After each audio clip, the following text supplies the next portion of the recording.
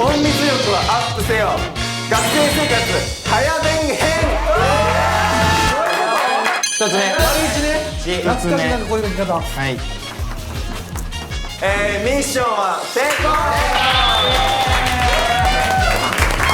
ごめんタジ。ごめんタジ。はい、タジ先生お疲れ様でした。お前ら何やってくれてんだ。楽しかったです。いい授業でした。よかったです。よかったです。いい授業だった本当に。はい、ということでせっかくねタジ先生が授業してくれたので、ことわざに関するゲームをここからはしていきたいと思います。いいね。ほんまにやる。これはほんまにやります。はい、題して隠密力アップせよ学生生活ミッションことわざ人狼編です。ルールを説明したいと思います。はい、タジ先生以外の生徒役のメンバー9人はあることわざが書かれたくじをこの赤いボックスから引いていただきます。はい、生徒の皆さんはですね、はい、タジ先生にどんなことわざかをどんな時に使えるかなど選んだことわざをプレゼンしていただきます。はい、ただし9人中4人が白紙、何も書いてありません。白紙の方が人狼になります。はい、白紙を引いた人狼はオリジナルの自分なりのことわざを勝手に作っていただき、タジ先生にプレゼンして見破られなければ成功となります。ちなみに見破られた人狼と本当のことわざを書いたのに人狼と思われてしまった人はペナルティがあるので頑張ってください。それでは早速くじを引いていきたいと思います。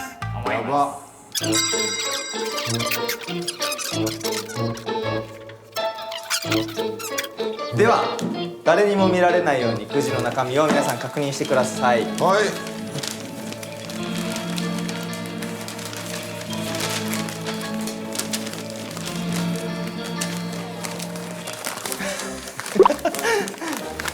立つな。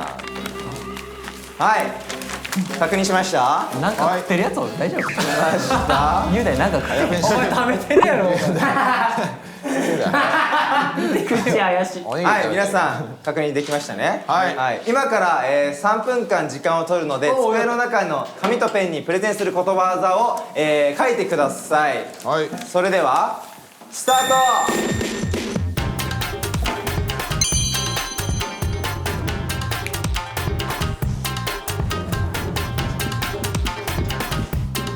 ちゃんと見破って罰ゲーム受けさせたいわ。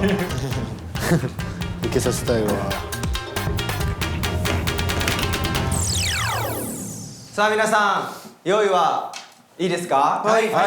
お願いします。プレゼンの制限時間は1人1分です。1分か。まずはリヒトから教卓に立って順番にプレゼンしていきましょう。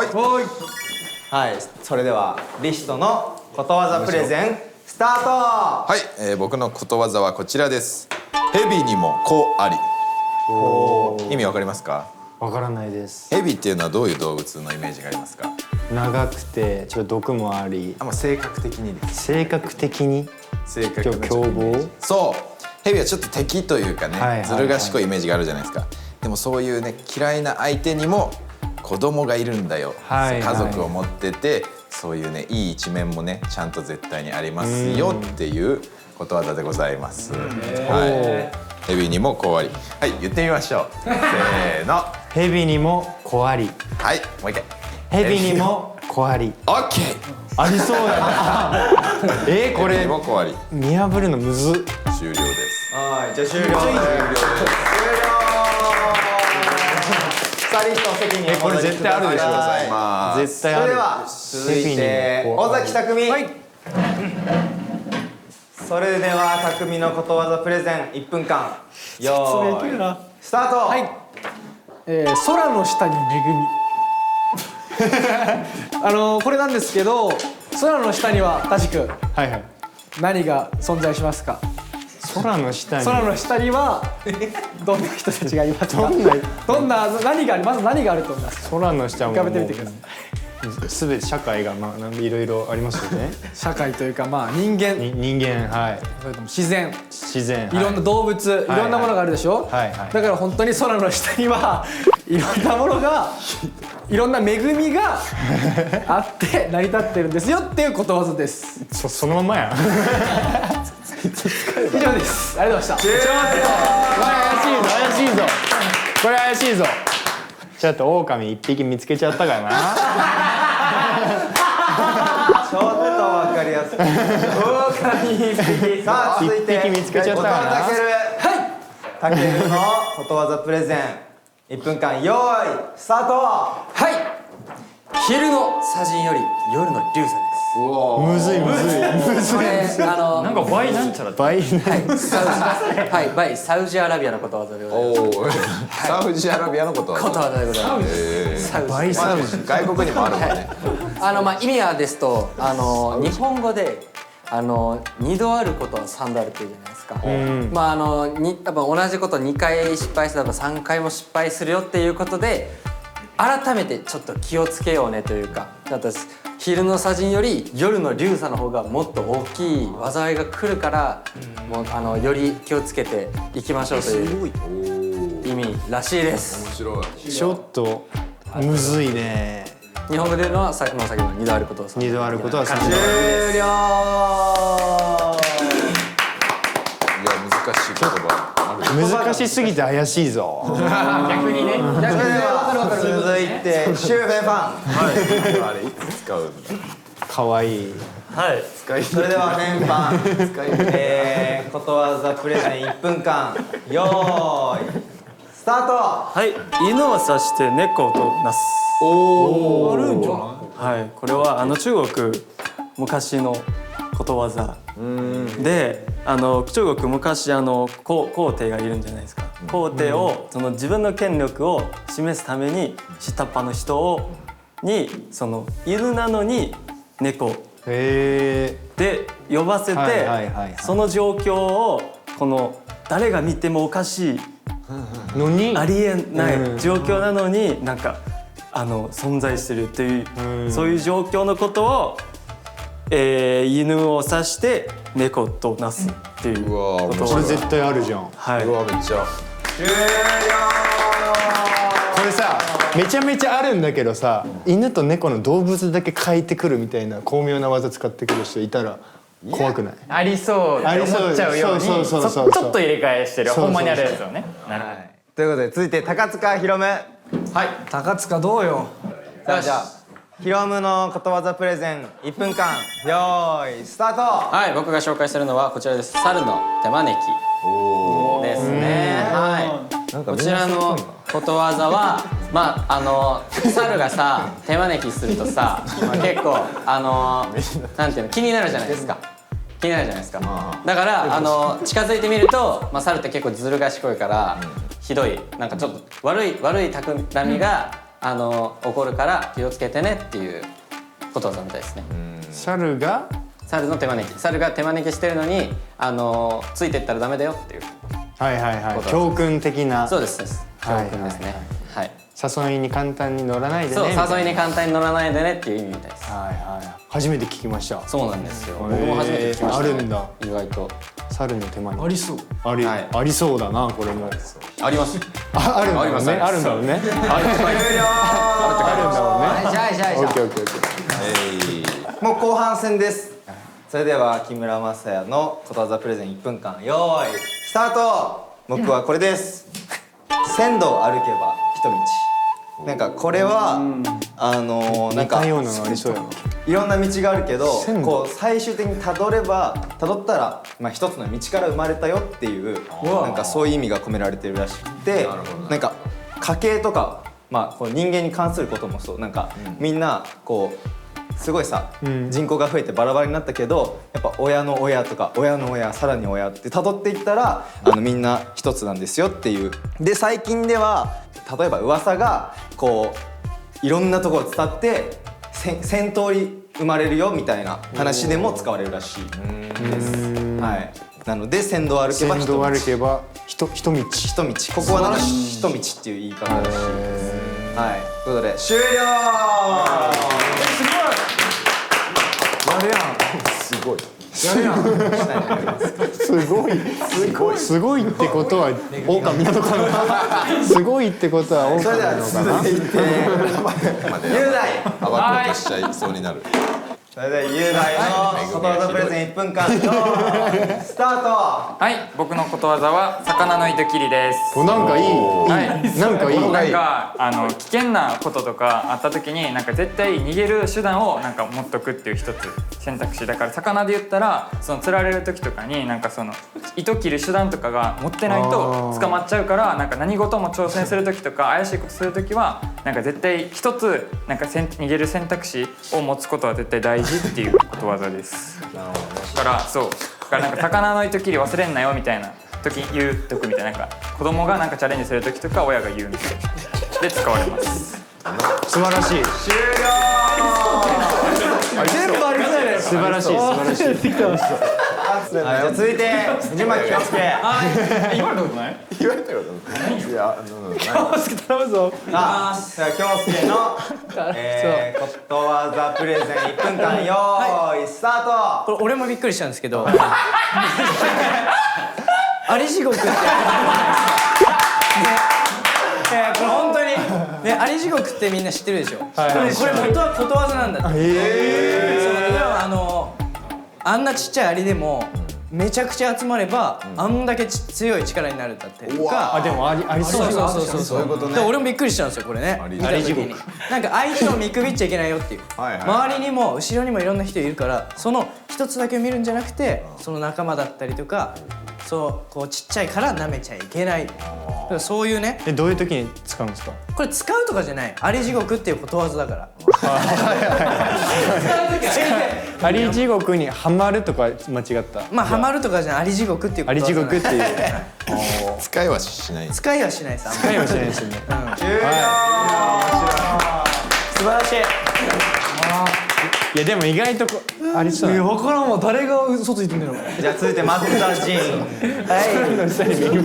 それでは仁のことわざプレゼン1分間よーいスタート。はい、僕の紹介することわざこちらです。学問に勝るものあらずということで、学問といえば誰ですか？学問といえば誰？一万円札の福沢諭吉。はい、福沢諭吉さんの「学問のすすめ」という本があるじゃないですか。その中に記されてることわざなんですけど、まあやっぱり昔の時代貧困だったじゃないですか。学問をたくさんやっていればやっぱり政治の面だったり医学の面だったりたくさん世に出て成功できるよっていうことで、この言葉が生まれました。ありそうありそう。はい、いやありますあります。ペンと剣の話とかもなんかある。ああ、それに多分似たような形ですね。似たようなね。はい、学問に勝るものあらず。まあそのままっちゃそのままなんだけど。そうですよね。よろしくお願いします。終了。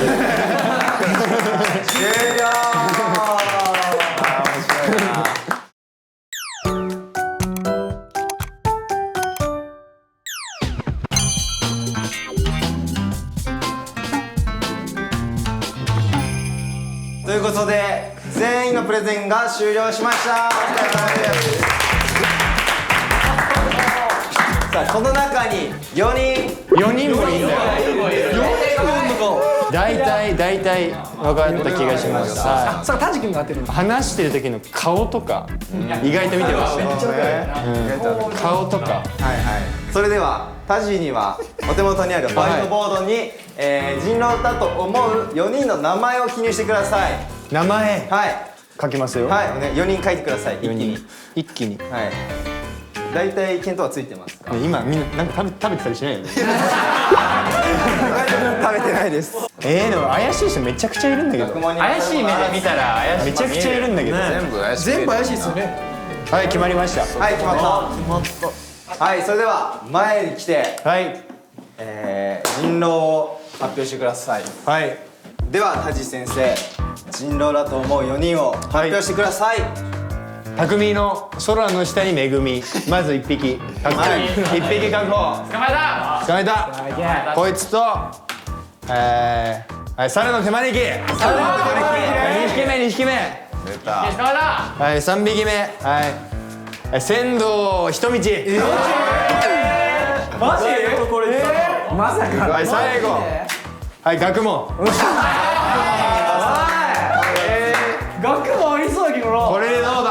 対あるやろ。なんでこの4人が人狼だと思ったの理由を教えてください。はい。まずこれ空の下に恵み、まあどこで使えばいいかわからない。わかんないですからマジで。わかんないよ。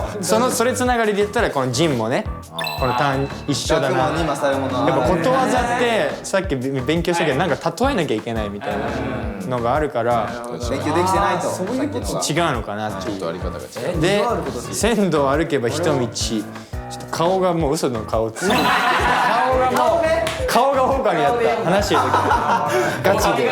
マジっすでか。あとなんかね理由が多すぎたなんか逆に喋りすぎた。いろんな解釈がありすぎてちょっと怪しくなっちゃった。そうあと猿の手招きこれもねめちゃめちゃありそうあるんだよ。ありそううまいから逆になんかめっちゃ怪しかった。ひどいな。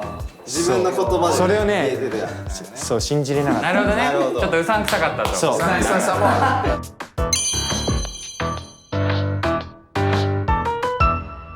じゃあまず空の下に恵みを書いた匠、あなたは人狼ですか？俺っすか？はい人狼です。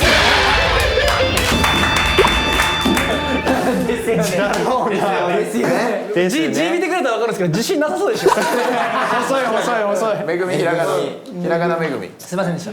それではヒロム、これなあなたは人狼ですか？当たってたすごい。これ勝負出たぞ。いや人狼です。テ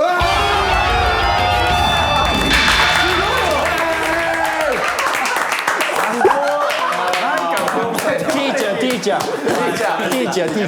国語の先生やからな。これ当たったらすごいで。3匹目の狼を嬉しそう嬉しそう。取りますよ。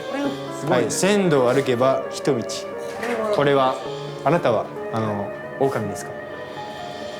違うよ。人狼です。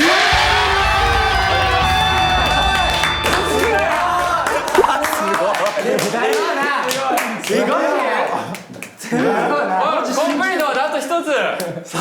いい調子じゃない？これ人狼だった。すごいです。すごいよね。やばい。さあどうなのか。いいよ復習できてるよ今。やばい。タジ先生から聞いてあげてください。4匹目。4匹目の狼は松田陣お前だ。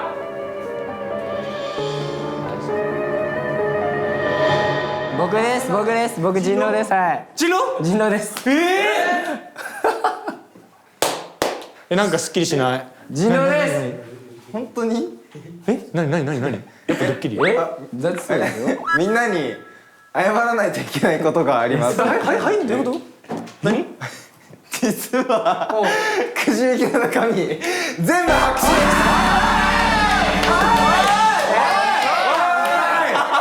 途中からもうそうのそれにしか見えんの。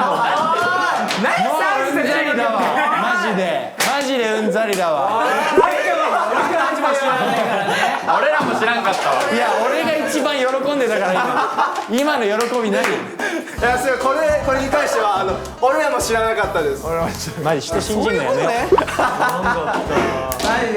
まりですね黒板に貼られたこのことわざたち全てみんなのオリジナルです。マジか。だろうな。そんなものはこの世に存在しません。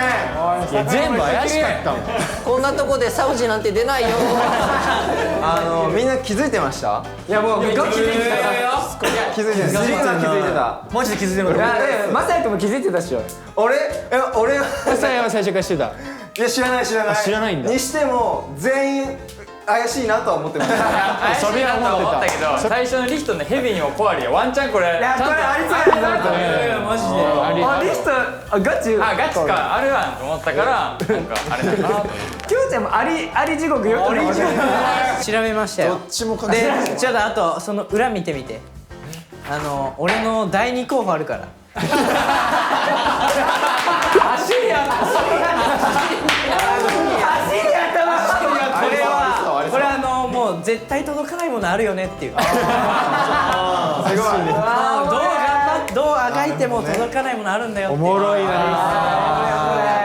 ただですね、人狼と疑われてしまった4人は、冒頭に言ったようにペナルティーがございます。よし、サウジには勝ったやろ。そのペナルティーは、教室の片付けです。みんな最後はね掃除して帰らないといけないということで、この部屋の片付けをして、現状復帰していただければなと思います。でもね、せっかくみんなタジ先生にプレゼンしたので、ぜひタジ先生にはこの中から MVP ことわざを選んでいただきたいな。そう、タジ君の感覚でいいよ。好きなのはありますよ。僕が選んだ MVP は魚の糸切りです。語呂もそうだし、意味的にも結構いいな。ワンチャンありそうや。まあありそう。俺これ来たと思った。なんか響きよくない？なんかいいな。めっちゃ饒舌なるやん。ゆうだおめでとうございます。やっぱもうこれもう辞典に載せてほしいですよね。さっきもね前編でもおっしゃってたようにことわざ自分たちでも作れるってことですよね。こうやってね作れるんですね。作って後世に引き語りつけることなんで語り継ぐんでね。語り継げるんで、ぜひこの引き語り続けるんで、ぜひ雄大はこの魚の糸切りで歌作ってくださいということで、歌ってください。それでは皆さんまた来週、バイバイ。じゃあ帰りますか。帰ろう。はい、人狼よろしく。月面コケですね。お疲れ様でした。お疲れ。また明日ね、バイバイ。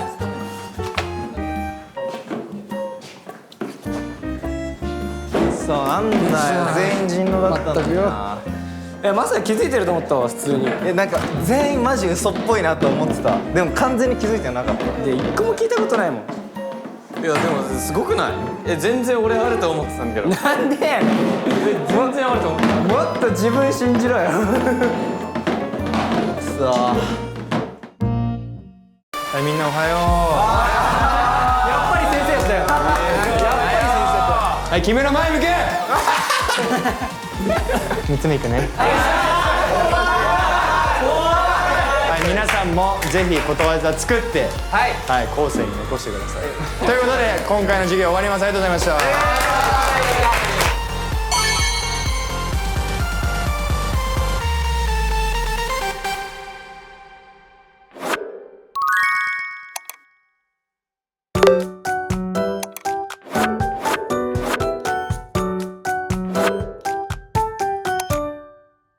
高須賀ひろむの即興演奏チャレンジ世界の楽器編。イエーイ。この企画は、僕高塚ひろむが、世界の楽器をねたくさん演奏するという、はい、企画なんですけれども、今回持ち出したのはこちらです。じゃん。何ですかこれは？こちらはギロです。はい、ラテン音楽で使われる民族楽器なんですね。ギロこれ知ってます？なんか見たことありそうな感じせん？なんか見るよね。学室にある。ね、あるよね。ワンチャンある。俺も多分ね幼稚園とかの時に使ったと思いますよ。よく覚えてんな。うん、鳴らしてみましょうか。いきます。わかる？はい、多分こうです。1音。1音です。1音なんや。打楽器ですこれは。1音なんや。もテクニックとかじゃないんや。うそういうことです。はい。そういうこと。そういうことです。この楽器で INI の曲を演奏しようっていうことなんですけど、1音しかないんですよね。じゃあ分かりやすいよ。どうやって演奏するか。はい。じゃあフェリスウィールで。フェリスウィール。これね。ギロで。フェリスウィール。もう maybe one stop からいく。はい。いきます。3、2、1。Maybe one stop このまま来。again and again。それでも明日また始まるから。Yeah, life is like a fantasy, fantasy, fantasy。あの景色を見に。So again and again, yeah, yeah。いけた？まあリズムはね、リズムはいけましたよ。めっちゃ難しかった。でも面白いな。面白いっすよこれ。いろんな楽器に触れるというのが。こっちじゃない？ちょっと待って。多分こっちだわ。なんかさ音しっくりこんねななんかしっくりこないと思ってたよね。こっちじゃないっすよ。多分こっちだ。これだよ。なんかしかもこれやったらなんか記憶あるよなこの音で記憶あるな。記憶あるよ。こっちだ。こっちやな。これだよ。これです。長い時間にかけて逆やってもらったんか。はい。まあでもねこういうのも発見ですから。そうです。こういう発見がありますよ。さっきがすごすぎるわじゃ確かにね。あ。もう一個前のやつがすごすぎるわ。ということで以上、高塚ひろむの即興演奏チャレンジ世界の楽器編でした。イエーイまたねー。